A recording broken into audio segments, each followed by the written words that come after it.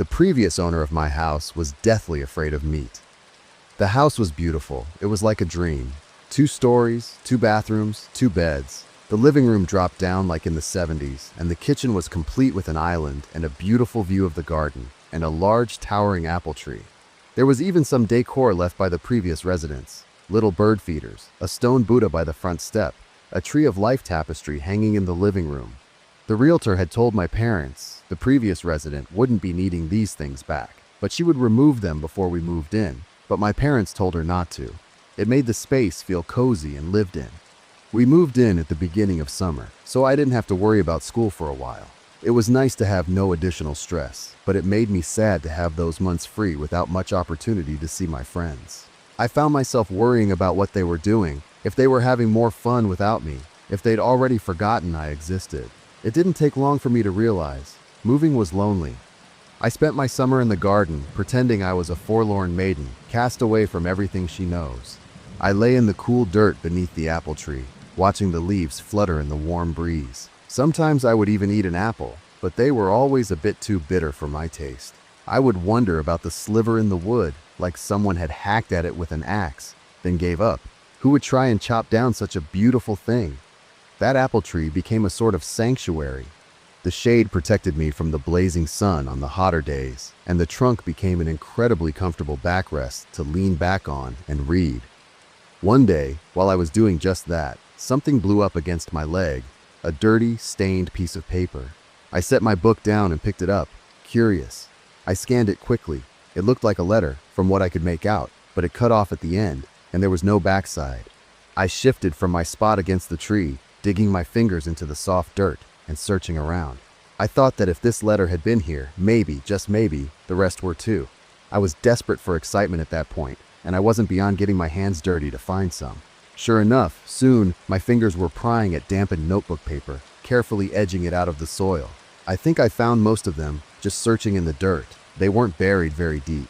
As soon as I finished reading those letters, I went to find my parents, heaving. We left that house, and we never came back. I'll do my best to relay to you what the letter said, at least what I could read of it. Dear Sylvia, I miss you the worst in summer. The winter here is cold and unforgiving, but the summer is worse. I cannot even bring myself to leave the house anymore. I fear some days that death follows me, like a stray dog nipping at my heel. Now that you and Elsie are gone from my life, I have nothing left to run from. How could I be meant to stay here when you were not? Even so, I feel very strongly that dying now would be a betrayal to you, no matter how much I would love to join you, wherever you are. My days are lonely and plain now. I eat nothing but what I can take from the garden. Thank you for my nourishment and my survival, my dear wife. There isn't much flavor to my food without the smell of you cooking it in the kitchen.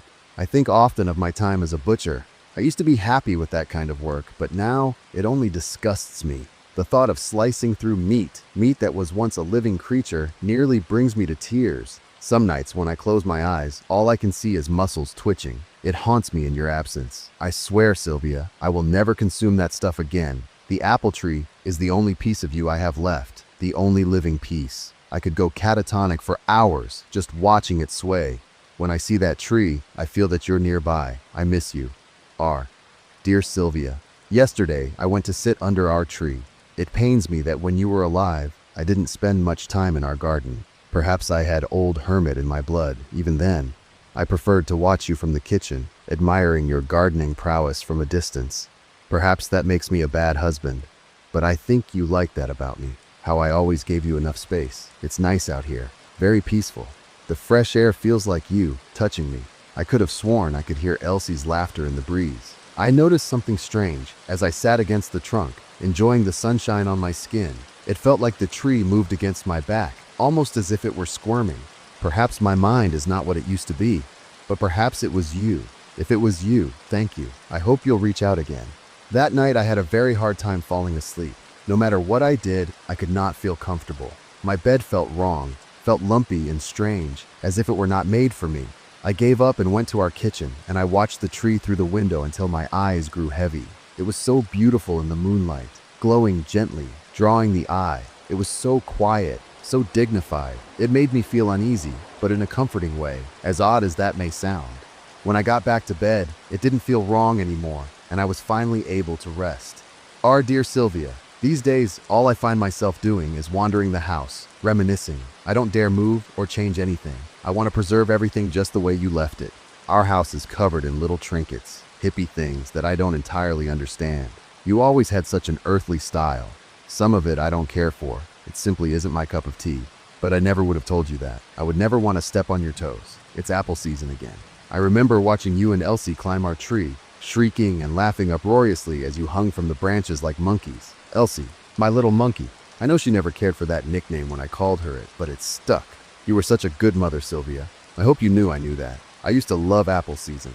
I loved watching you pick them, dropping the ripe ones into wicker baskets in the grass. And a couple of days later, the entire house would smell of pie, sweet cinnamon and sugar, and it would linger for days, even all the way up in the attic. This is something I miss dearly. Please come back, Sylvia, and bake one last apple pie. R. Dear Sylvia, today I went out to pick apples. I thought maybe I could take a crack at your old apple pie recipe, perhaps treat myself to something besides wilted vegetables. However, something very strange and disturbing happened to me. I was collecting the ones that looked the ripest. I am not the most well-versed in things like this, but I can make an educated guess. I found one that looked so perfect. It was red and shiny, not a scratch on it or a single wormhole, which felt lucky. I went to take a bite, and what I found caused me to vomit into the grass. Inside of the apple was meat, raw meat. It was not quite the kind of meat I used to butcher, although it twitched as such. I could see white muscles and tendon. It oozed with pink plasma where my teeth had parted the skin. It tasted metallic and rotten on my tongue. The flavor still hasn't passed. I cut open every single apple I had picked. The trees seemed to shudder. They were all like that, made of meat, some entirely, and some as if a rot was spreading over them. I can't help but wonder how long it has been this way. I feel unnerved. I feel that I can't trust my brain, my vision, or my taste buds. I feel I may vomit again. I do not know if what I experienced is real, but if it was, I do not know what to do. It is unholy, what I have experienced. Tonight I will pray. R. Dear Sylvia, today, someone knocked on the door. I was still feeling shaken up and disoriented, so this caused my nerves to be completely shot. I do not enjoy interacting with strangers, or anyone for that matter. It was a man, and he was carrying a box. He asked me for you and for Elsie. I told this man that you had not lived here for a while. He seemed confused, so I clarified that I was your husband and Elsie was my daughter, and you had both passed away in a tragic accident. That caused him to look even more confused. Forgive me, but I felt defensive and uncomfortable. I figured maybe this man looked so confused because I am old and you were younger. Oh, how I wish I could rid this planet of all judgment. This man seemed as if he wanted to say something, but he didn't. He left then. He did not give me the box, which I assume was meant for you. Perhaps he was a co-worker of yours, or an old friend, or maybe even just a mailman. I feel sorry that he had to hear the news from me even despite my disdain. I cried today. I didn't dare go back out to the tree, but I wanted to. I feel as if I may be losing my mind. That interaction with that man at the door made me feel unnerved. I wish he had not come. I only wish to be with you again. My bed feels strange and alien. It feels too soft, and I swear something smells rotten. Perhaps an animal has gotten trapped in the walls and died. I cannot sleep. R. Dear Sylvia, the smell of rot has become unbearable. I cannot live this way. When I sleep, what you could barely call sleep, I see you. I dream of that first day I saw you and my daughter climbing that tree in your garden, how I watched from the street. I watched you climb and play and laugh, and you looked so happy, so holy.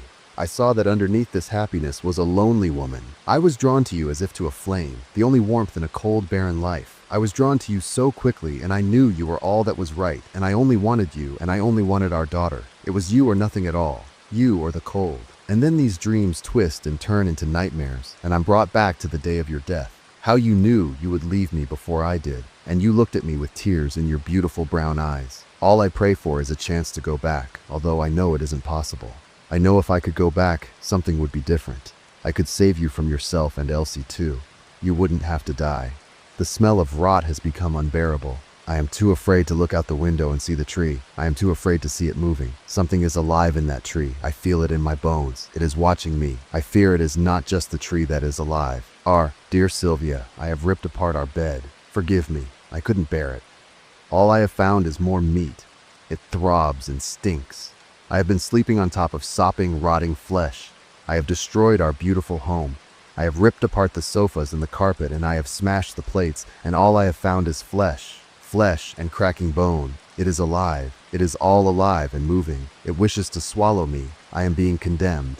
I am sorry, Sylvia. I'm sorry Elsie found me in the attic that day. I'm sorry you were so afraid. If only you had known I only had good in my heart and love for you. If only I could sleep above you and listen to you snore once more. If only I could watch you one more time out of your kitchen window in the summer, you with our daughter, so oblivious, glowing with ignorant joy. I could have made you happy in that way and more. I loved you, Sylvia, and you loved me. I remember how we fought a few days after I told you you couldn't leave until we worked everything out. How you called me sick.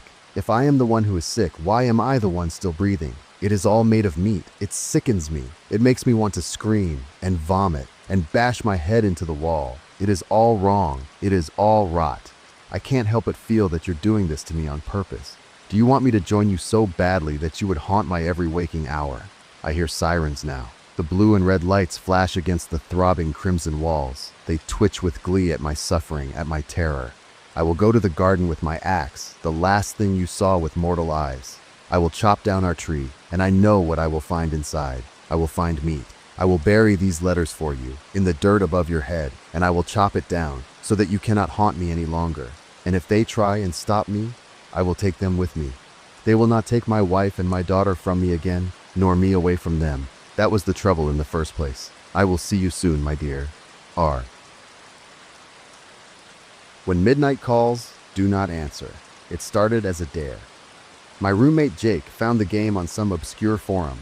The post was full of cryptic warnings and half-joking testimonials, the kind of thing you'd expect from a chain email circa 2005. Midnight calls, Jake read aloud, grinning like an idiot. All you have to do is play, follow the rules, and survive until dawn. Piece of cake. I rolled my eyes. What's the point? The point, he said, is that if you win, you get a wish. Anything you want. Money, fame, whatever. Yeah, or a virus on your phone. But Jake wouldn't let it go. By 11:50 p.m., he had convinced me to play with him. It was simple, he said. The game required 3 things: a smartphone, a candle, and darkness. We sat in the living room with the lights off, the flickering candle casting jagged shadows on the walls. Jake opened the app he'd downloaded, a plain black screen with a timer counting down to midnight. Ready? He asked. This is dumb, I muttered. The timer hit 0 and the phone screen changed. A message popped up. Do you wish to begin? Yes. No. Jake tapped yes without hesitation. My phone buzzed, showing the same screen. Reluctantly, I tapped yes. Rule 1, do not leave the house. Rule 2, keep your candle lit. Rule 3, answer when it calls. What does it mean by it? I asked. Jake shrugged. Guess we'll find out. The first 15 minutes were uneventful. We sat there in awkward silence, staring at our phones. Then Jake's phone buzzed, the sound unnaturally loud in the stillness. He answered, putting it on speaker. Hello? A voice, distorted and crackling, hissed through the speaker. Would you like to continue? Jake laughed nervously. Yeah? The line went dead. A new message popped up on his screen. Rule 4, don't look behind you. I shivered despite myself. Okay, that's creepy. My phone buzzed next. I answered, my voice shaky. Hello? The same distorted voice, but this time it whispered my name. Would you like to continue? My stomach turned, but I forced myself to answer. Yes. The line clicked off, and a message appeared. Rule 5, don't trust him. Don't trust who? I asked, staring at the screen. Jake looked up, his face pale in the candlelight. What did it say? Nothing. We didn't talk after that. The air grew heavier, and the shadows seemed to stretch farther with each flicker of the candle. I thought I saw something move in the corner of my eye, but every time I turned, there was nothing there. Then Jake's candle went out. Shit! He hissed, scrambling to relight it. His hands were shaking so badly he could barely hold the match. My phone buzzed again. Hello? The voice didn't whisper this time. It growled.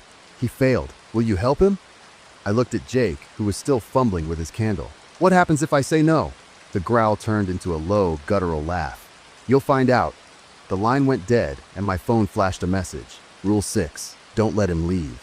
Jake, I said slowly, you can't go outside. His head snapped up, his eyes wide. Why not?